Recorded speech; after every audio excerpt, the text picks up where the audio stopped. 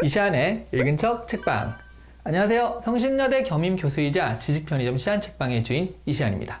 비즈니스 책들을 보면요, 외국 같은 경우는 한 기업의 사례를 연구한 책들이 꽤 많이 나옵니다. 아마존이나 넷플릭스, 토요타 같은 기업들은 여러 차례 책으로 다루어지기도 했었죠. 대부분 대기업인데요. 하지만 외국에서도요, 중소기업을 집중적으로 소개하면서 내는 책은 그렇게 많지는 않습니다.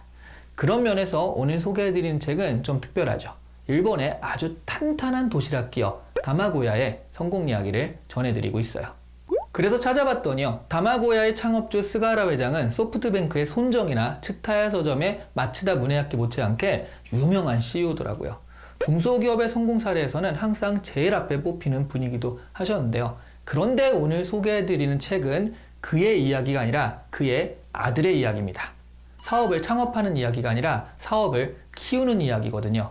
하루에 도시락 10,000에서 20,000개 정도의 판매를 무려 60,000에서 70,000개 정도로 끌어올린 스가라 사장의 경영 노하우가 담긴 책, 바로 이 책, 사업을 키운다는 것입니다. 보통 경영대학원, 그러니까 MBA에서는요, 사례 연구들을 많이 합니다. 성공한 사례들을 집중 연구해서 그 성공 공식을 찾아내는 거죠.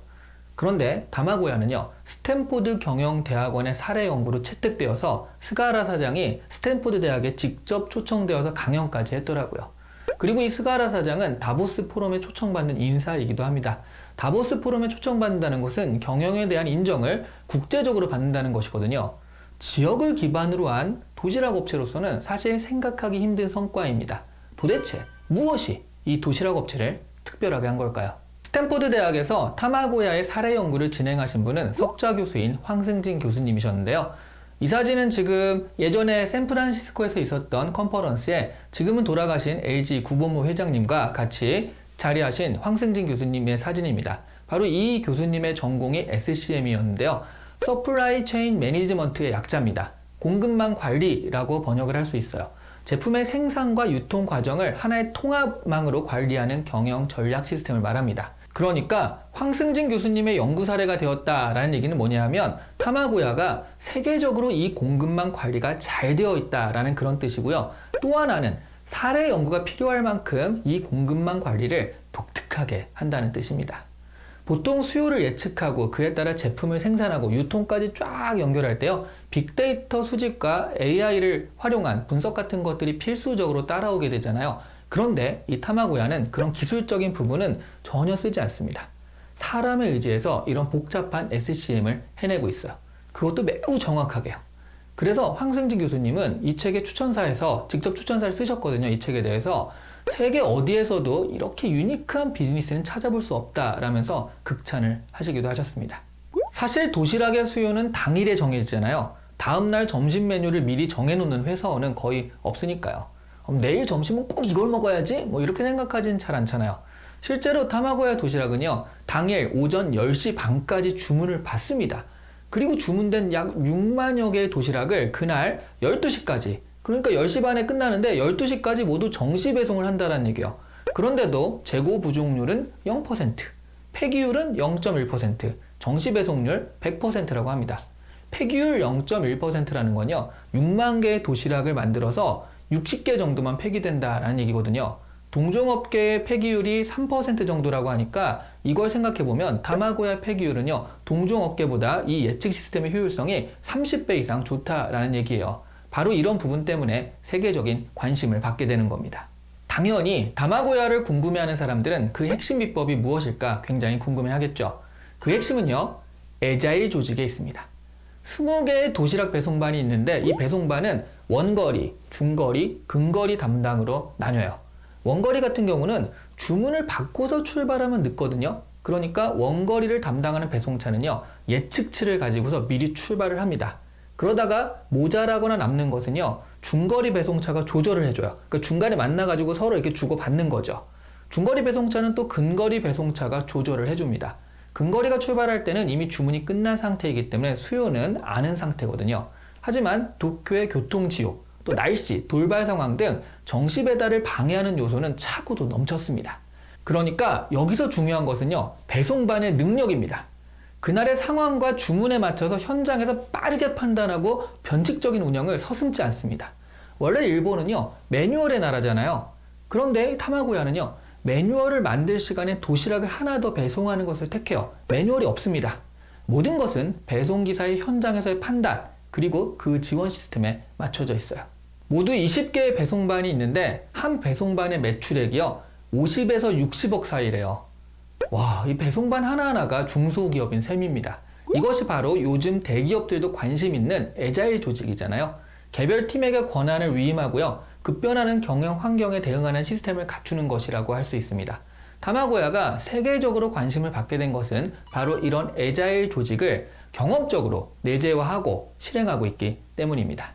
애자일 조직의 가장 큰 문제점은 매뉴얼이 있을 수가 없기 때문에 구성원들의 능력에 의지해야 하는 것입니다. 그러니까 이 구성원들의 능력, 그리고 그들의 의지 같은 것들이 핵심인데요.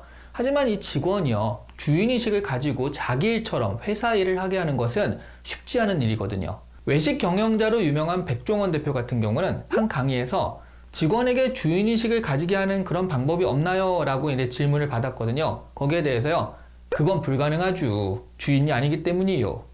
이렇게까지 심하게 충성조사 쓰진 않으셨지만 이렇게 딱 잘라 이야기한 적도 있다고 합니다. 그래서 타마고야의 경영 이야기에서 중요한 것 중 하나는 직원 채용과 교육, 그리고 성장입니다.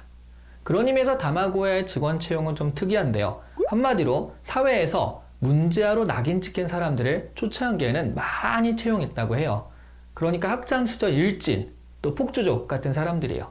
이런 사람들을 이 책에선 악동이라고 표현을 하는데, 이런 사람들은 매뉴얼만 찾는 일반적인 사람들보다 도전 정신도 강하고요, 그리고 상황 판단도 뛰어나다라고 하죠.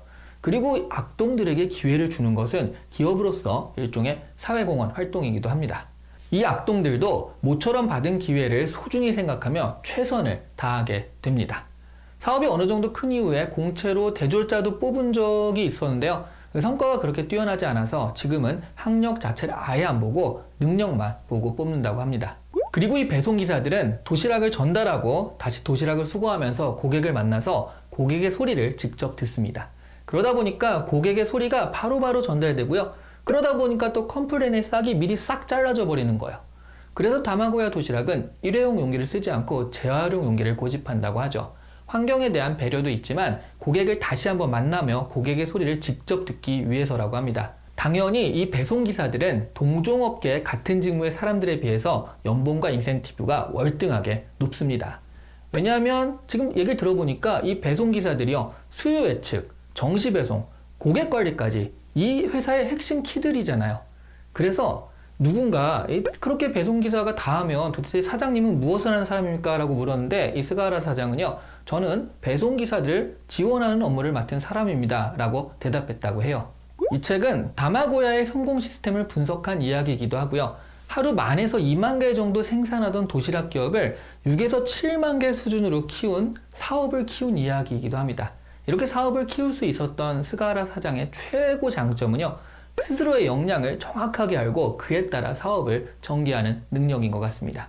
평일 점심 도시락 배달이라는 거는 점심 이후, 그러니까 오후, 그리고 주말에는 생산 설비를 놀린다라는 뜻이기도 하거든요. 그래서 이 생산 설비를 이용해서 장례식 전문 케이터링 업체를 타마고야에서 만들었습니다. 그런데 이 스탠포드 강연에서 한 학생이 이렇게 물었다고 해요.